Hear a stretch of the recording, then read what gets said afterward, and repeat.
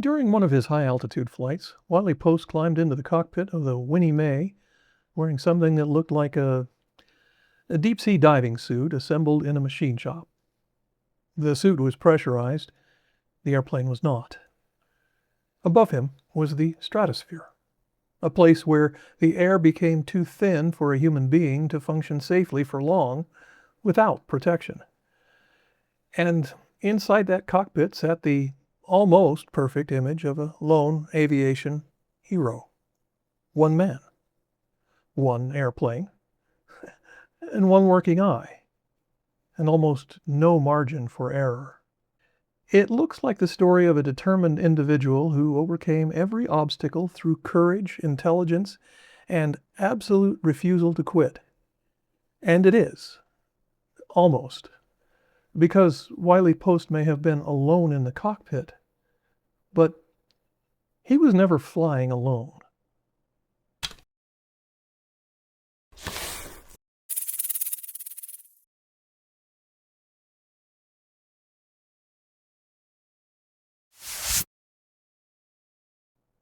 Wiley Hardman Post was born in rural Texas in 1898 and grew up largely in Oklahoma. He received only an elementary education, but trade school, oil field machinery, and everything that followed revealed a strong, practical intelligence. In 1913, when he was about 14 years old, Wiley saw an airplane at the county fair in Lawton, Oklahoma. It was a Curtiss pusher, an engine, a propeller, wood, wire, and fabric, arranged in a manner that must have looked only slightly more reasonable than a flying farm implement, but not as sturdy. Still, it flew, and Wiley Post wanted to fly with it. The dream arrived early. The means did not. He attended an automobile and aviation trade school in Kansas City. During World War I, he tried to enter the military for aviation. But instead of learning to fly, he was assigned to radio training. And the war ended before that path could take him into the air. So Post went back to work. Construction, oil fields, engines, machinery, hard labor. For years his life appeared to be moving almost everywhere, except toward the dream that he had captured as a boy. But perhaps there's another way to look at those years. Imagine an old, dusty workshop. Whenever Wiley found something that might someday be useful, he put it inside and took care of it. Mechanical knowledge, radio training, experience around engines, the ability to improvise when machines did not behave as promised, a growing familiarity with risk. The shop was filling, but it didn't look like much yet. And not everything that entered that shop seemed useful. Some of it was wreckage. In 1921, Wiley Post committed an armed robbery. He was arrested, imprisoned, later paroled. We do not know enough to assign him a convenient motive. We do know that it was a serious mistake with serious consequences. For a young man already struggling to find his way in aviation, a prison record could have closed doors that had barely begun to open. He returned to work. Then, in 1926, a piece of metal struck his left eye during an oil field accident. Infection followed. The eye was lost. This was the kind of injury that could have ended any conventional flying career before it began. A man who dreamed of becoming a pilot now had limited depth perception and a prison record. He had few of the things anyone would have expected in a future aviation hero. The accident did not become a gift. It remained an injury. But the compensation from that injury helped him buy an airplane. He had also found an entrance into aviation, not as the man flying the airplane, as the man jumping out of it. Post worked as a parachutist with a barnstorming flying circus. Somewhere in those barnstorming years, Post learned to fly. Then, gradually, he found work as a pilot. And that first airplane, The Canuck, it didn't last, but other people began recognizing what he could do. He eventually became a pilot for wealthy Oklahoma oilmen, including F.C. Hall. Hall supplied something Post could not create through determination alone: access, a financial backing, and a Lockheed Vega called the Winnie Mae. Named not for a daughter of Wiley Post, as has sometimes been repeated, but for Hall's daughter, and perhaps most importantly, enough trust to place that airplane in Post's hands. Post now had the machine, the opportunity, and the years of accumulated knowledge waiting in the shop. In 1930, he won a major air race between Los Angeles and Chicago. The jumbled pieces were beginning to connect. The next year, Post prepared to fly around the world, but he did not attempt it alone.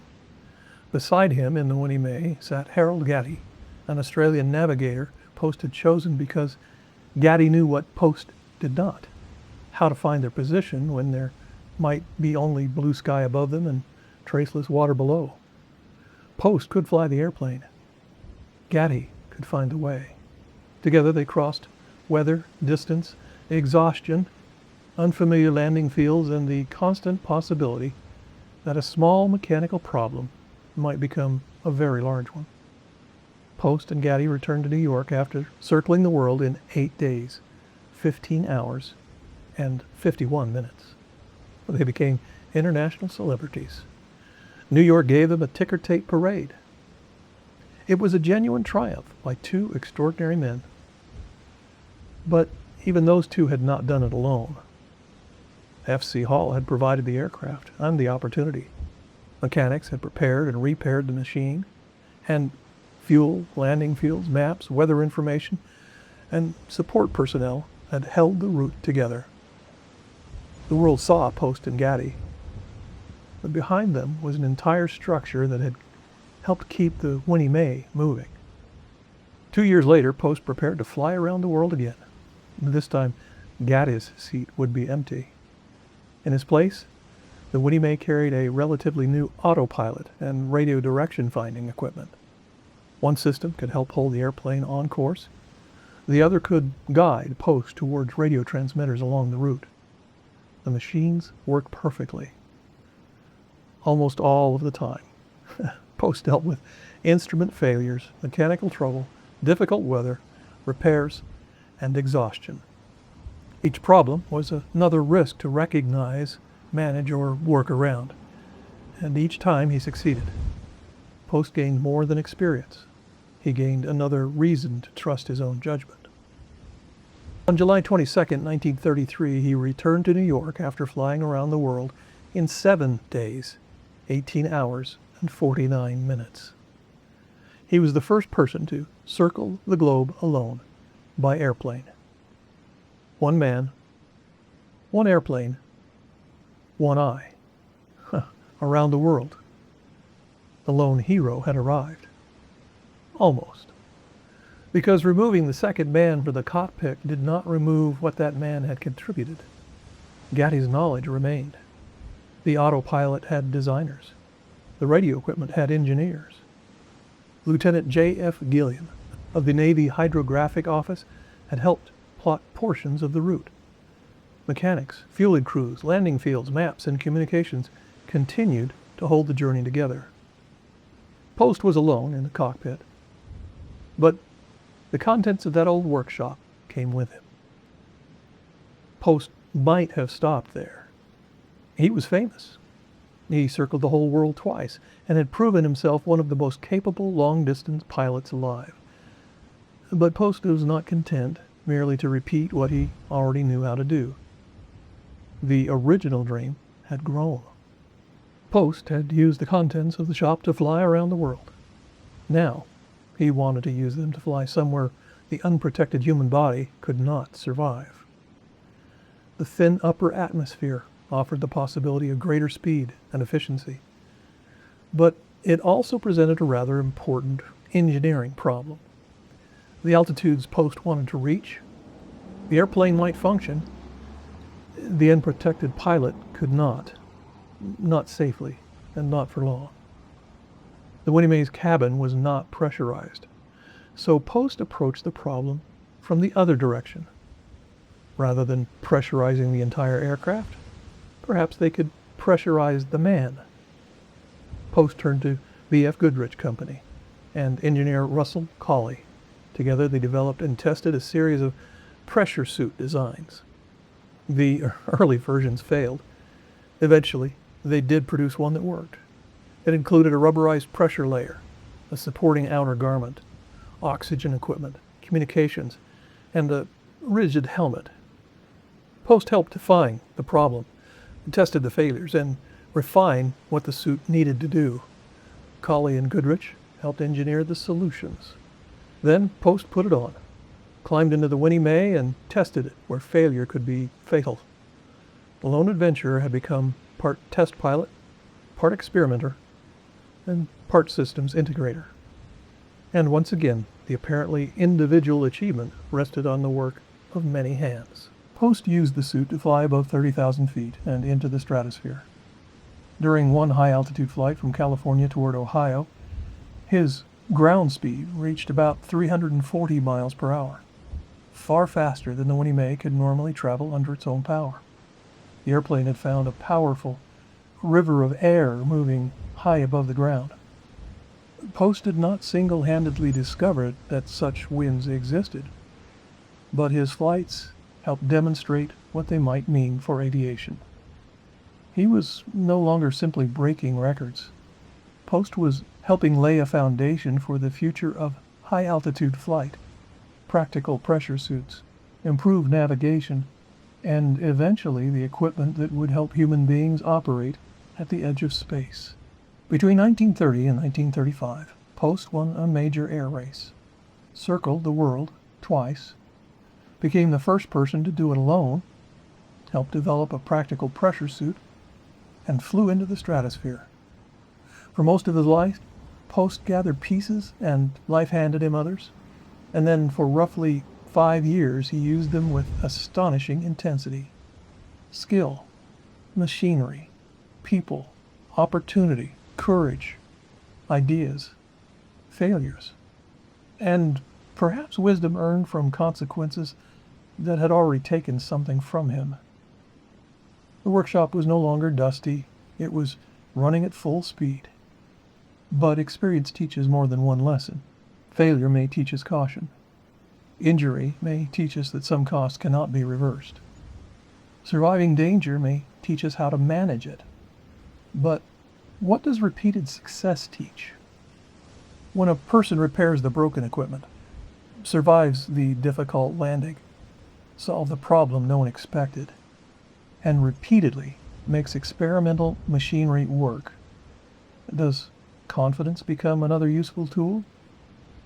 Can it also make the next risk appear more manageable than it really is?